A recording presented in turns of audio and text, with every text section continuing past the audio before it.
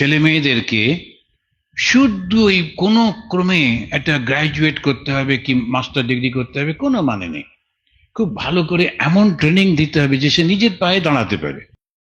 তো স্বামী বিবেকানন্দের কথা আবার উনি বলছেন, I want that education by which one can stand on his own feet. এটা হচ্ছে প্রথম ডেফিনেশন অফ এডুকেশন।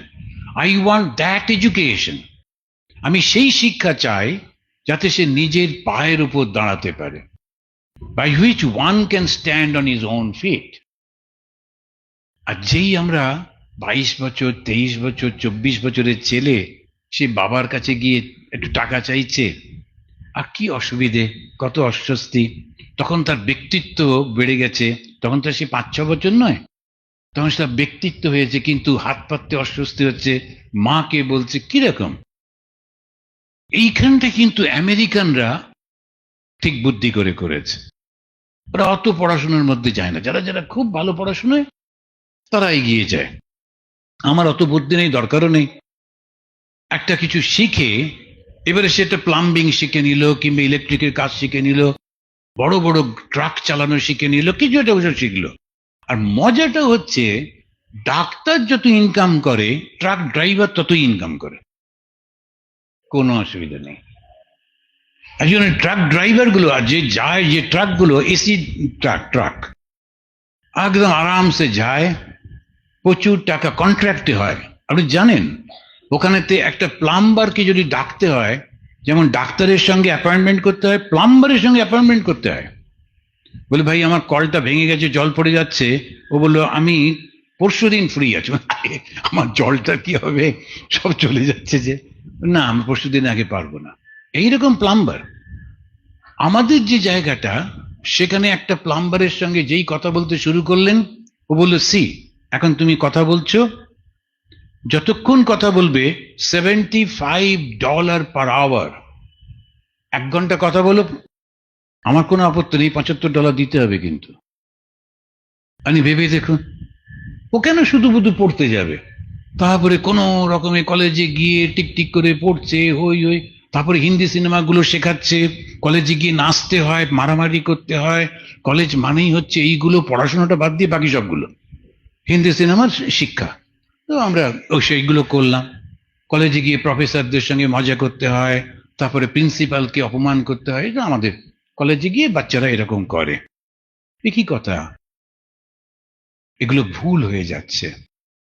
ওই যারা সিনেমা বানাচ্ছেন ওরা ধারণা নেই ওরা সমাজের গুরু, ওরা সমাজকে শিক্ষা দেবেন। তাহলে ধর্মটা, আমরা ধর্মের কথা যে বলছি, ধর্মটা কিন্তু এই মন্ত্র উচ্চারণ, বিরাট জটা, তারপরে হঠাৎ করে হাত দিয়ে আগুন বেরোচ্ছে, ওইসবগুলো নয়। কিন্তু ধর্মটা হচ্ছে সদাচার।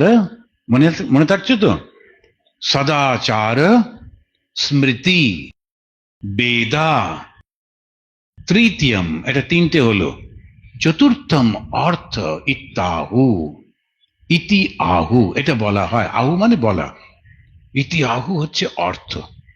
এই চতুর্থটাকে ধরতে হবে, আবার নতুন করে সেই করতে হবে।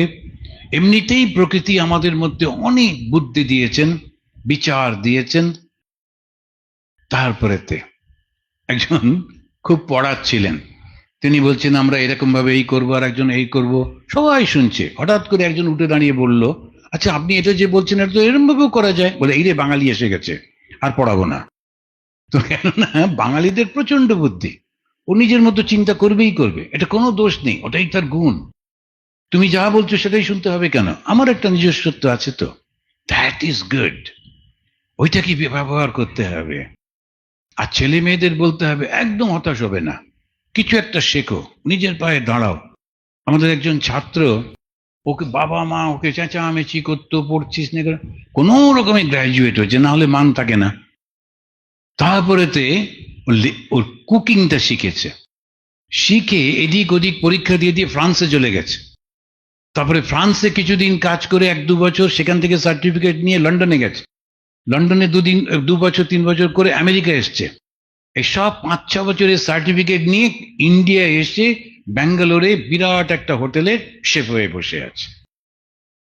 এখন দেখুন, ও যদি এখানে গুঁতোগুতি করতো, তারপরে মোমবাতি জ্বালিয়ে আমায় চাকরি দিচ্ছে না বলে কাঁদতো, ওই মোমবাতিটাই নিভে যেত, ওর চাকরি হতো না। কিন্তু নিজের মতো করে সুন্দর করে করে নিল। কত রকমের আছে। আমরা যখনই মনে করি যে ড্রাইভিং মানে নোংরা হয়ে থাকতে হবে, প্লাম্বার মানে ছেঁড়া কাপড় পরতে হবে, কেন?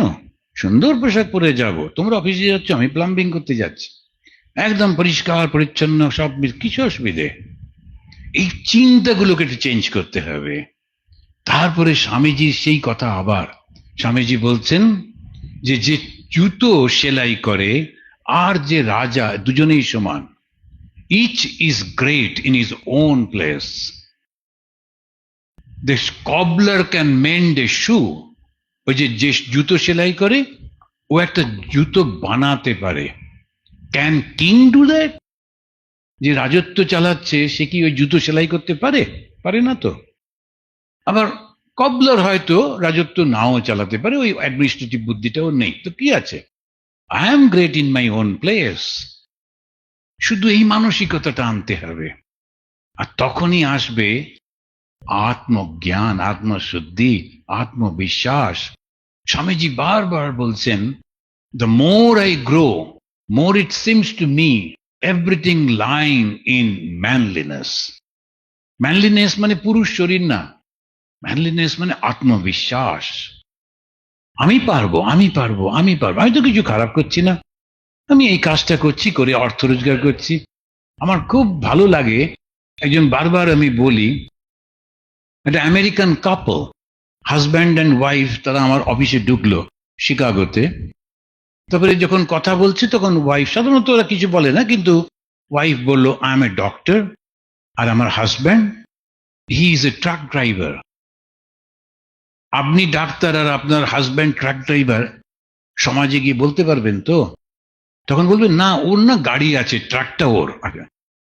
বানিয়ে বানিয়ে বলবেন, মিথ্যে বলবেন। কেন বলবেন? ও ট্রাক ড্রাইভার, তাতে কি হলো? আর যে ট্রাক ড্রাইভার এসছে, তার একটা স্যান্ডো গেঞ্জি, এইরকম মাসলওয়ালার শরীর, আর এখানে নানান রকম ট্যাটু ম্যাটু করা, আই ড্রাইভ ট্রাক বলে খুব খুশি। আর আমাদের মনটা, ওরে বাবারে, ডাক্তারের স্বামী ট্রাক ড্রাইভার, আমরা ভাবতেই পাচ্ছি না।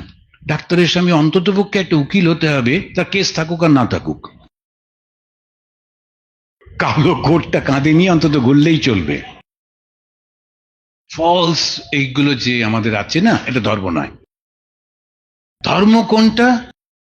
এই যে নিজের উপর আত্মবিশ্বাস,